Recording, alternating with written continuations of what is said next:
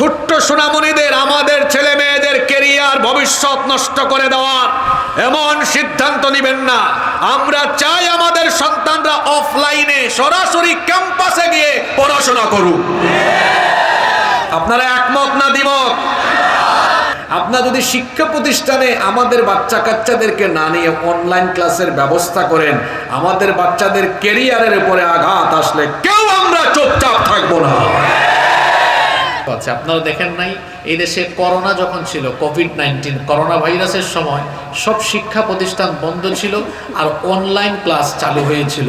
আপনারা বলেন তো, অনলাইন ক্লাস চালু হওয়ার কারণে আমাদের দেশের ছেলেমেয়েরা তাদের লেখাপড়ার কি খুব বেশি উন্নতি করেছে, নাকি লেখাপড়ার অবস্থা আরো খারাপ হয়েছে?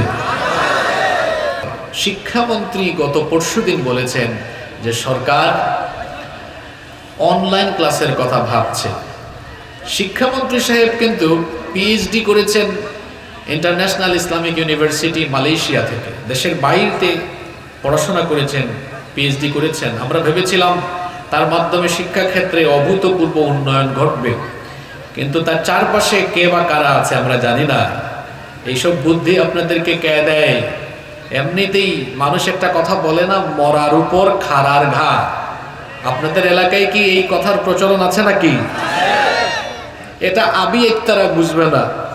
যাদের বিয়ে শাদী হয়ে, যাদের বাচ্চাদের বয়স এখন 12-13 বছর আছে, এই জ্বালা যন্ত্রণা তারা বুঝে। অনলাইন ক্লাস চালু করার পরে আমাদের বাচ্চারা অতিমাত্রার মোবাইল আসক্ত হয়েছে। সরকারকে বলবো, আপনারা আমাদেরকে আর জ্বালা যন্ত্রণা দিয়েন না। কত যন্ত্রণা নিব আমরা? এমনিতেই বাজারে গেলে আমাদের মাথা ঠিক থাকে না, সব জিনিসের দাম বেড়ে গেছে। নিজের পয়সায় মোটর সাইকেল কিনে আমরা এখন পেট্রোল পাম্পে লাইনের পর লাইন ধরে থাকি, তাও আমরা মেনে নিচ্ছি। এরপরে যদি আবার ওই যে মরার উপর খাড়ার ঘা দেন, আপনারা যদি শিক্ষা প্রতিষ্ঠানে আমাদের বাচ্চা কাচ্চাদেরকে না নিয়ে অনলাইন ক্লাসের ব্যবস্থা করেন, আমাদের বাচ্চাদের ক্যারিয়ারের উপরে আঘাত আসলে কেউ আমরা চুপচাপ থাকবো না। আপনি বন্ধ করতে মন চায়, সরকারি অফিস আদালতে অনেক বিদ্যুৎ অপচয় হয়, সেটা বন্ধ করেন। বিভিন্ন মেলায়, বিভিন্ন জায়গায় অতিরিক্ত আলোকসজ্জা হয়, ওটা বন্ধ করেন। দোকানপাট, মার্কেট, ওইগুলো সন্ধ্যাবেলায় বন্ধ করে দেন।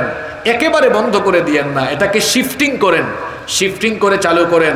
এই আশাশনীতে কয়জন মা বাবা আছে যারা স্মার্টফোন কিনে ইন্টারনেট সুবিধা বাচ্চাকে দিতে পারবে? আছে এরকম? সবাই পারবে? আপনারা বলেন, সবাই পারবে? এই অনলাইন ক্লাসের অনেক অসুবিধা আছে। এক নাম্বার অসুবিধা হলো, আমাদের দেশের যে শিক্ষকরা আছেন তারা অনলাইনে পাঠদানে দক্ষ বা অভিজ্ঞ নন। অনেকে আছেন জুমের লিঙ্ক কিভাবে ক্রিয়েট করতে হয়, ক্লাস নেওয়ার সময় কিভাবে স্লাইড প্রেজেন্টেশন দিতে হয়, তারা এটা জানেন না। দ্বিতীয় কুপ্রভাব হলো, অনলাইন ক্লাস চালু হলে এই সুযোগে শিক্ষার্থীরা ক্লাসের ফাঁকে দিয়ে গেমসে আসক্ত হয়। এরা দেখা যায় টিকটক, ইউটিউব এবং সোশ্যাল মিডিয়ায় আসক্ত হয়ে ধীরে ধীরে ধীরে ধীরে তারা ওই দিকে অতিমাত্রার আসক্ত হয়ে যায়। ইন্টারনেট বা অনলাইন ক্লাসের 3 নম্বর ক্ষতিকর দিক হলো যে শিক্ষার্থীদের মনোযোগ নিয়ন্ত্রণ, এটা সংকটাপন্ন হয়। সরাসরি ক্লাস নিলে, এই যে আমার ভাই শিক্ষক মানুষ, জানেন ক্লাসে সবাইকে সাইজ করা যায়, কিন্তু অনলাইন ক্লাসে মাঝে মাঝে অনেকে ভিডিও অফ করে তারপর কাঁথার নিচে ঢুকে যায়। ঠিক না বেঠিক? শৃঙ্খলা থাকে না। 4 নম্বর, এটা শহরে আর গ্রামীণ প্রান্তিক পরিবেশে যারা বাস করে এদের মধ্যে বৈষম্য হয়ে যাবে। শহরের মানুষ ইন্টারনেট সুবিধা ভালো পায়, কিন্তু গ্রামের মানুষ কি ইন্টারনেট সুবিধা ভালো পায় না। তো দেখা যাবে শহরের তারা এগিয়ে যাচ্ছে। এই সুযোগে আমার দেশের বেশিরভাগ মানুষ শহরে বাস করে না গ্রামে বাস করে, এটা একটা বৈষম্য হয়ে যায়, তারা পিছিয়ে যাবে। 5 নাম্বার, সবার পরিবার তো ভাই সমান না। আমার দেশে এমন বহু পরিবার আছে যে তার বাচ্চাকে সারাদিন ভ্যান চালায়া, রিক্সা চালায়া স্কুলে পাঠায়া পড়ায়। তো বাড়িতে সবার লেখাপড়ার পরিবেশ তো একরকম থাকে না, সবার অভিভাবকরাও সচেতন থাকে না। এখন সবাইকে যদি বাড়িতে পাঠাইয়া হোম স্কুলের ব্যবস্থা করা হয়, এতে পড়ালেখার উন্নতি নয়, বেশিরভাগ ক্ষেত্রে আরো অবনতি হতে পারে। 6 নম্বর, মূল্যায়নে দুর্বলতা চলে আসবে। আপনি যদি অনলাইনে পরীক্ষা নেওয়া আরম্ভ করেন, নকল বেড়ে যাবে, পরীক্ষা পদ্ধতিতে সমস্যা বাড়বে। এমনিতেই তো অটো পাসের জামানা গিয়েছে, ঠিক না বেঠিক?